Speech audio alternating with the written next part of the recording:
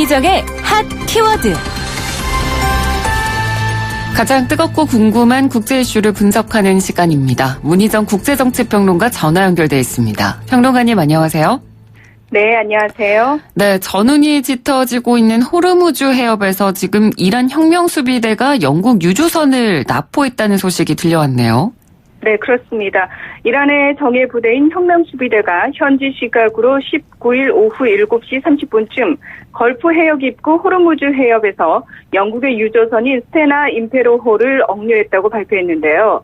이란 국영 이르나 통신은 스테나 임페로호가 선박 위치를 송신하는 선박 자동 식별 장치를 끈 채 걸프 해역으로 진입하고 또 호르무즈 해협의 입구가 아닌 출구로 거꾸로 항해했으며 어선과 충돌한 뒤 아무런 조치도 하지 않고 뺑소니를 치려 했다고 보도했습니다. 네. 이에 영국 정부는 즉각 반발하며 자국 선박들이 호르무즈 해협을 당분간 운항하지 말 것을 권고하는 한편 상황이 해결되지 않으면 심각한 결과가 있을 것이라고 이란에 경고했는데요.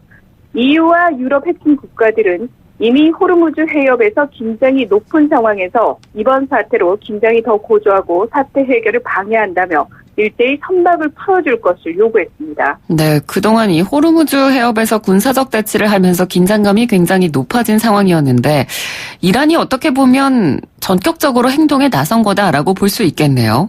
네, 맞습니다. 이 중동의 화약고로 불리는 호르무즈 해협은 전 세계 원유 물동량의 3분의 1, 하루 10억 달러, 우리나라 돈으로 약 1조 2천억 원어치 이상이 오가는 분주한 항로 중 한 곳인데요. 네. 따라서 아랍에미리트나 사우디아라비아에서 원유를 구매하는 대부분의 나라들이 이곳을 지나야 하기 때문에 이란 입장에서는 가장 강력한 위협의 수단이 되는 장소이고 또 일부만 통제하더라도 전 세계 유가에 심각한 영향을 끼칠 수밖에 없어서 미국 역시도 예의주시하는 곳입니다.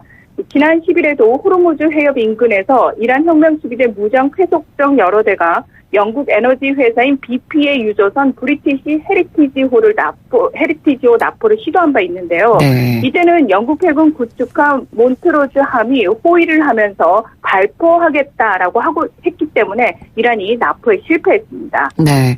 그런데 이 영국군뿐만 아니라 미군 역시 이곳에서 경계 정찰 활동을 하고 있지 않습니까?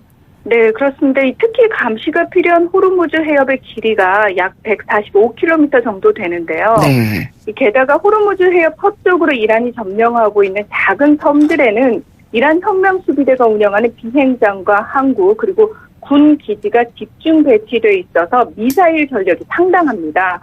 따라서 이 전역을 영국 몬트로즈 함이 다 지킬 수도 없고 미국 해군 역시 특히 전력의 핵심인 항공모함이 페르시아만에서 군사적으로 이란을 견제하는 작전을 펴기가 쉽지 않은데요. 네. 왜냐하면 이 항공모함은 기본적으로 적의 공격을 막기 위해서 적진과 적함에서 상당한 거리를 두고 작전을 펴는 것이 일상적이고 또 상당한 규모의 순양함과 구축함, 잠수함과 함께 전단을 이뤄서 움직이기 때문에 이 항모 전단들이 호르무즈 해협에 상주할 수는 없습니다. 네. 게다가 이 미 해군의 항모는 모두 원자력으로 추진되기 때문에 이 항모의 안전을 확보한 다음에야 작전을 펼칠 수 있는데요.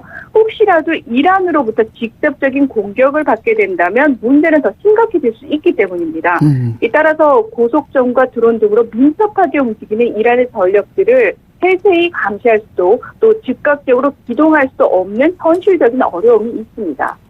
그렇다면 최근 미국이 이 호르무즈 안전연합체를 결성하자고 나선 이유도 이것과 좀 관련이 있는 거라고 볼 수 있을까요?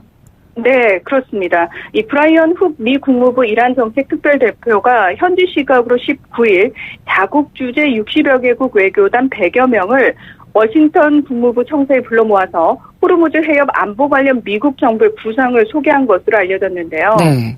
이는 미국 대 이란의 양자 대치에서 미국의 편에 서는 나라들을 더 끌어모음으로써 미국에만 가해지는 비판의 화살도 피하면서 국제 문제로 부각시키고 이 상대적으로 미국의 부담도 덜고자 하는 의도가 깔려있다고 봐야 합니다. 예. 이란 혁명수비대 해군은 호르무즈 해협을 제1작전 해역으로 구획할 만큼 이곳에 대한 군사적 통제권을 이란이 보유했다는 사실을 강조하고 있는 상황인데요.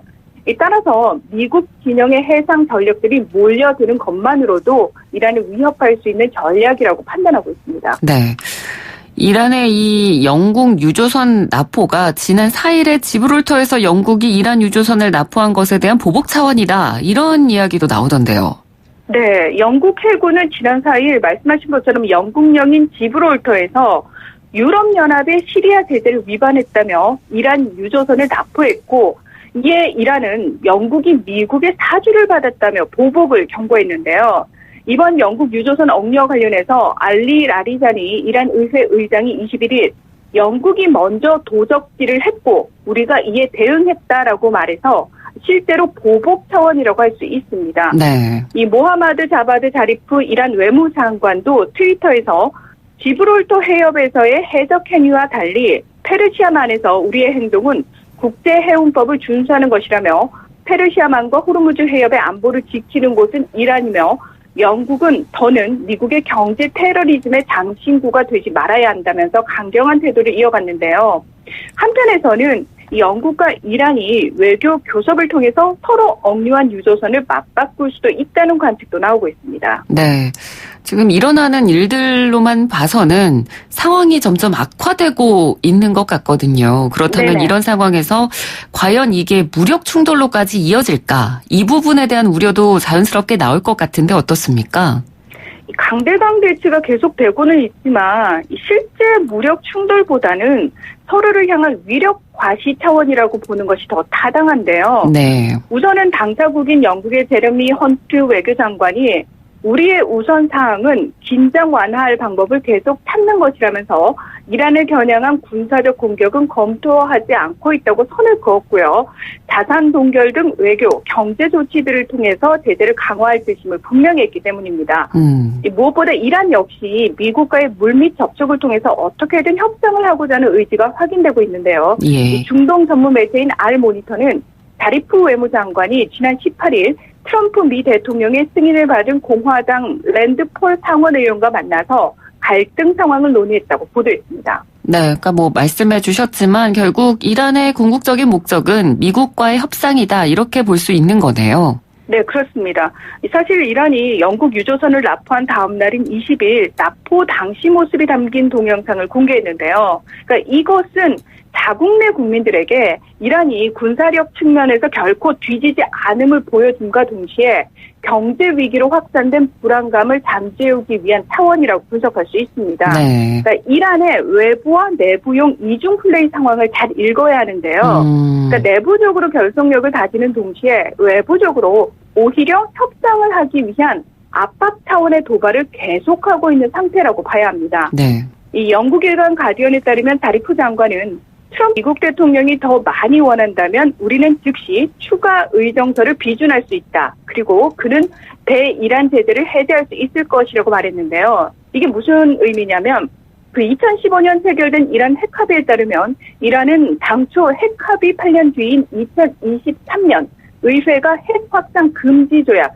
NPT 추가 의정서를 비준하기로 돼 있었습니다. 네. 이 NPT 추가 의정서는 NPT 가입국의 이 NPT의 핵 안전 조치 협정보다 우라늄 농축과 핵기술 연구 개발에 대한 자료를 더 자세히 IAEA에 보고하는 의무를 부과하는 내용을 담고 있는데요. 이 IAEA는 2016년 1월부터 분기마다 이란 핵 프로그램을 사찰해 보고서를 내고 있는데 이 자리프 장관이 이에 대해서 제재를 전면 해제한다면 영구적인 핵 사찰도 수용할 수 있다고 상당히 획기적이고 전향적인 제안을 내놓은 겁니다. 네, 뭐 결국은 이 협상의 당사자가 미국이기 때문에 이란과의 협상에 미국이 얼마나 적극적으로 나서 줄지가 관건이라고 볼 수 있을 것 같습니다. 네, 오늘 말씀은 여기까지 듣도록 하겠습니다. 고맙습니다. 네, 고맙습니다. 네, 지금까지 문희정 국제정치평론가였습니다.